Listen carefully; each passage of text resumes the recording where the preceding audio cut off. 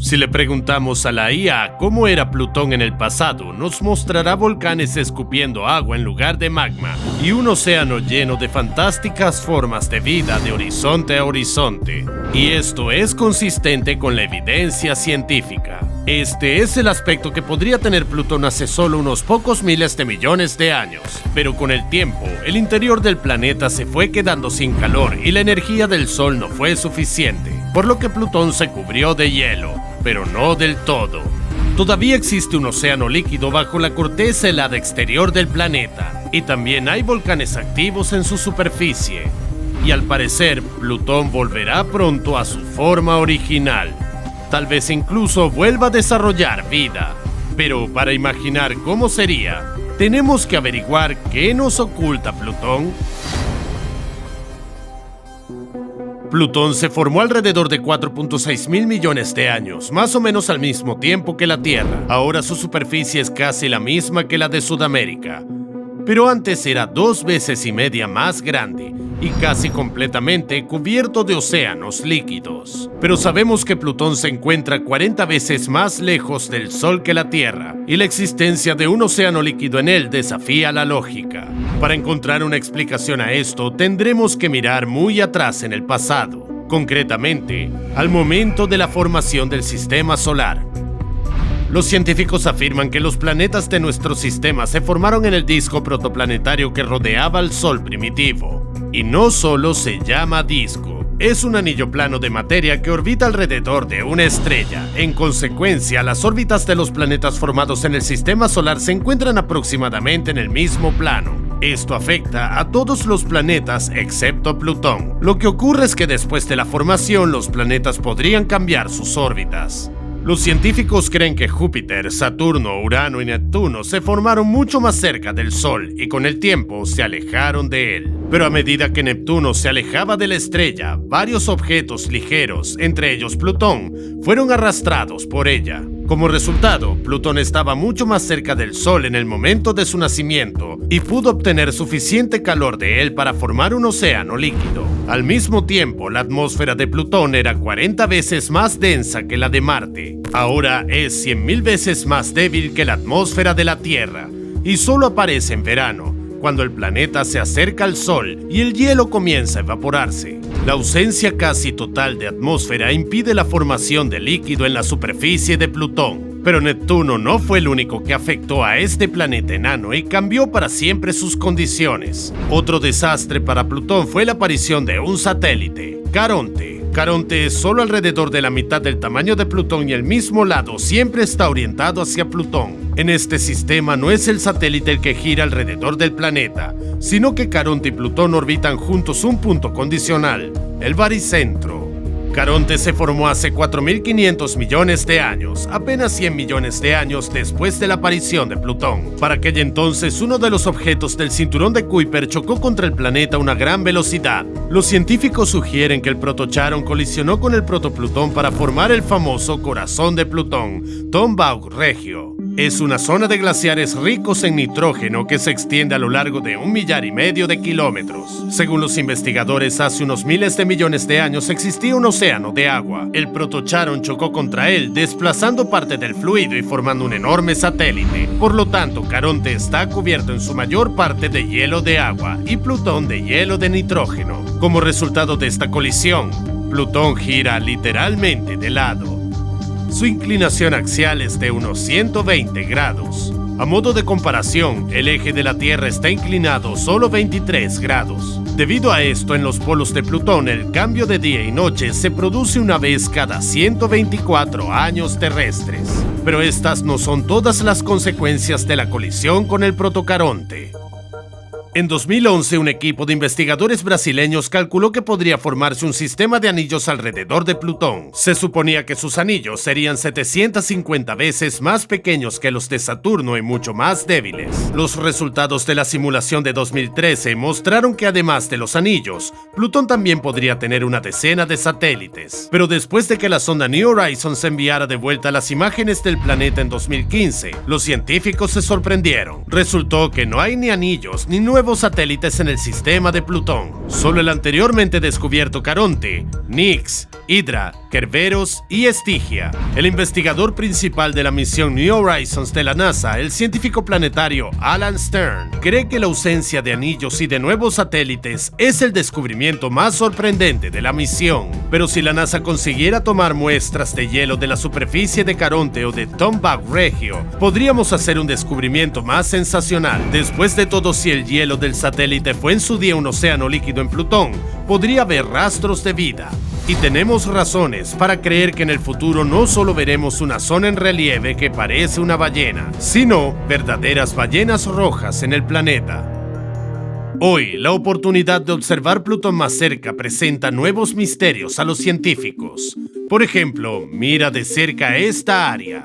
¿Has notado las fracturas con forma extraña? Es la llamada araña de hielo, una de las áreas geológicas inusuales en Plutón. La más larga de estas fracturas está alineada de norte a sur del planeta y alcanza los 580 kilómetros de longitud. Curiosamente, esta araña se asemeja a formaciones similares en Venus y Mercurio, los planetas más cercanos al Sol. Los científicos creen que las fracturas de Plutón se deben a que su corteza se eleva como consecuencia del calentamiento, como si allí se hubiera formado un volcán y el magma se abriera paso, levantando las capas del suelo. Pero en Plutón no hay magma caliente, así que no puede haber volcanes. ¿O acaso me equivoco? Esta foto, tomada por New Horizons, muestra claramente las montañas de la parte suroccidental del Sputnik Planum de Plutón. Al menos dos de ellos, Wright Mons y Picard Mons, son en realidad volcanes. Aunque la temperatura media en Plutón es de menos 232 grados centígrados, pueden formarse los llamados criovolcanes. No expulsan magma fundido, sino una mezcla de agua y hielo de nitrógeno, cuya consistencia recuerda la pasta de dientes. El volcán más grande de Plutón es Picard Mons.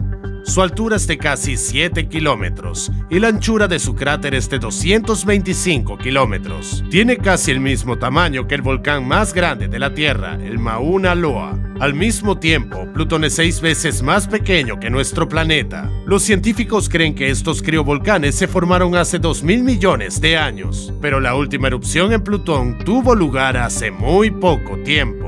Hace solo 100 millones de años, pero ni siquiera este es el fenómeno geológico más extraño del planeta. En la parte occidental de Sputnik Planum, la superficie de Plutón se convierte literalmente en una lámpara de lava. Estas células de hielo, que van desde 16 a 48 kilómetros de diámetro, están de hecho en constante movimiento. Están cubiertas de hielo de nitrógeno rugoso a lo largo de los bordes y en el centro son perfectamente lisas. Esto se debe a que el nitrógeno sólido es calentado por el calor interno de Plutón, se vuelve boyante y sube a la superficie. Allí, levanta las capas de hielo antes de enfriarse y hundirse de nuevo. Estos ciclos se repiten cada 500.000 años. Volcanes activos, fracturas en la superficie del planeta y hielo agitado. Todo ello indica que Plutón se está calentando. Pero, ¿qué podría calentar a este planeta? Plutón está tremendamente lejos del Sol, a casi 6.000 millones de kilómetros. La luz tarda 5 horas y media para superar esa distancia, y el día más luminoso del planeta se asemeja a una noche de luna llena en la Tierra. Sin embargo, Plutón sigue expuesto a una intensa radiación solar, y es que la atmósfera del planeta es muy débil y no lo protege de la exposición a la luz solar. Por eso allí se pueden encontrar paisajes extraños, por ejemplo, inusuales montañas que se asemejan a la piel de serpiente, o rocas parecidas a marcas de mordiscos. Semejante relieve se forma solo por la influencia del Sol. El hielo que forma las montañas y las rocas no tiene tiempo de derretirse y convertirse en líquido bajo la influencia de la luz solar. En su lugar, se evapora inmediatamente y deja extraños dibujos en la superficie de Plutón. Pero aunque el Sol puede cambiar las formas geológicas del terreno en Plutón, eso no explica cómo apareció un océano líquido en el planeta. Según los científicos, un océano líquido de agua podría estar escondido bajo la superficie de Plutón desde hace miles de millones de años. En el momento de su formación, el planeta no era tan frío como ahora. Una vez formado Plutón, su núcleo podría haber sufrido una desintegración radioactiva. Esto calentó el planeta desde su interior y formó un océano líquido de agua bajo su superficie. Los científicos sugieren que la capa de este océano puede alcanzar los 150 kilómetros de profundidad y existir bajo una corteza de hielo de hasta 300 kilómetros de espesor. Con el tiempo, el planeta comenzó a enfriarse y el océano se congeló parcialmente. La cuestión es que cuando el agua se congela, aumenta de volumen. Así, si se mete una botella de agua en el congelador, puede reventar. Eso es más o menos lo que le pasó a Plutón. ¿Recuerdas la araña de hielo? Posiblemente estas fracturas en la corteza se formaron solo debido a la congelación parcial del océano subterráneo de Plutón. Además, los cráteres de Plutón no tienen el aspecto que deberían. Cuando un meteorito choca contra una superficie helada, deja en el lugar del impacto una depresión lisa y nítidamente perfilada en forma de cuenco. La mayoría de los cráteres de meteoritos en Plutón tienen un borde irregular como si algo los hubiera estirado. Pero eso no es todo. Los científicos tienen pruebas circunstanciales de que el océano subterráneo no está totalmente congelado. Todavía puede observarse actividad geológica en Plutón. Y no se trata solo de criovolcanes. También hay colinas flotantes. Estas formaciones solitarias de hielo de agua sólida se mueven literalmente por la superficie del planeta. Estas colinas solo tienen unos 500 metros de altura y se encuentran en los glaciares de nitrógeno de Tombaugh Regio. Los científicos suponen que las colinas se deslizan libremente por la superficie porque el hielo que hay bajo ellas se calienta periódicamente y se mueve. Esto significa que aún puede haber un océano de agua líquida en las profundidades de Plutón, y lo que no permite que se congele por completo es Caronte. Plutón y Caronte pueden considerarse esencialmente como un sistema de dos planetas. La distancia entre ellos es de 19.500 kilómetros, 20 veces menor que la distancia de la Tierra a la Luna. En consecuencia, las fuerzas de marea afectan más a Plutón y el planeta está expuesto al calentamiento por mareas. En términos sencillos, la rotación orbital crea fricción en el interior de Plutón y lo calienta. No es suficiente para convertir al planeta enano en un mundo habitable, pero el calor podría ser suficiente para mantener un océano subterráneo en estado líquido. Y donde hay océanos, puede haber vida. Y por extraño que parezca, Plutón reúne las condiciones adecuadas para ello. La prueba de ello es la ballena roja de Plutón. No, esta no, sino Cthulhu Macula, la región cercana al corazón blanco de Plutón. Está situada a lo largo del ecuador del planeta. Su longitud es de casi 3.000 kilómetros. Toda la zona está cubierta de inusuales depósitos rojos, de ahí su segundo nombre, ballena roja.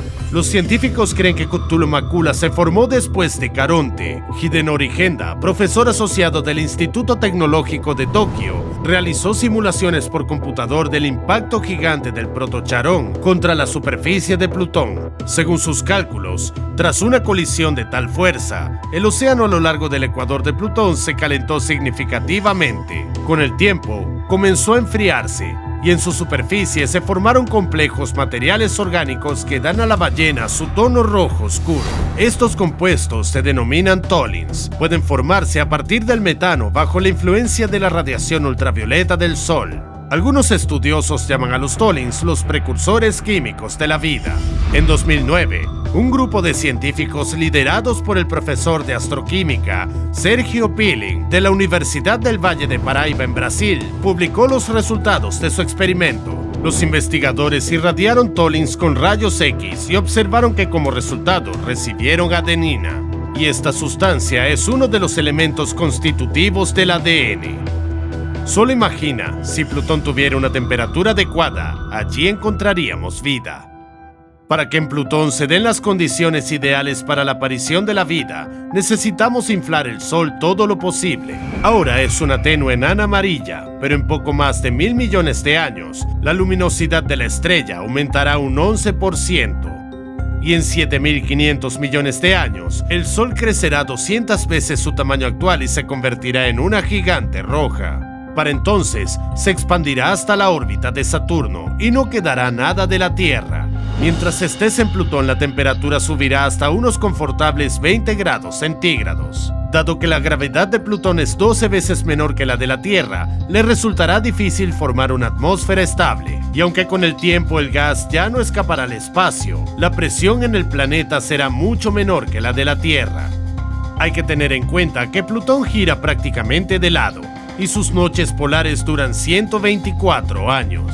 Esto significa que la temperatura allí puede descender a un nivel críticamente bajo, pero dado que más del 80% de la superficie del planeta estará probablemente cubierta de agua, la temperatura allí será estable. Debido a la baja gravedad y al aire enrarecido, es poco probable que las aves y otras especies voladoras sobrevivan en Plutón. Sus alas no podrán mantenerlas en el aire.